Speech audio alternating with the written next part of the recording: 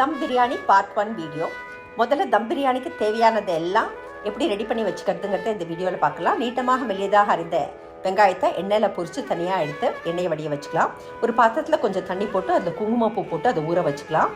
கொஞ்சம் எண்ணெயில் cut pieces of cauliflower, carrot, பட்டாணி, பீன்ஸு எல்லாத்தையும் போட்டு கொஞ்சம் மஞ்சள்தூள், சிவப்பு மிளகாய்த்தூள், சீரகத்தூள், தனியாத்தூள், கரம் மசாலா தூள், உப்பு சேர்த்து நறுக்கிய உருளைக்கிழங்கையும் போட்டு நல்லா வதக்கி எடுத்து தனியாக வச்சுக்கலாம்.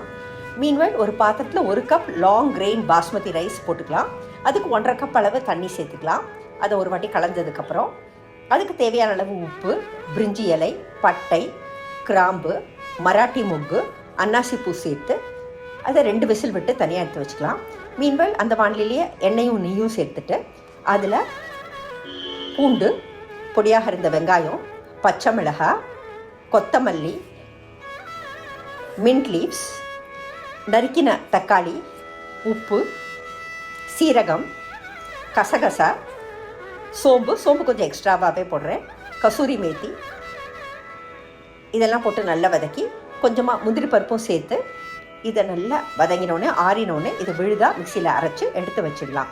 எப்படி நம்ம இந்த பிரியாணியை தம் கட்ட போகிறோம் அப்படிங்கிறத தொடர்ந்து எங்களோட பார்ட் 2 தம் பிரியாணி வீடியோவில் பாருங்கள். தேங்க்யூ.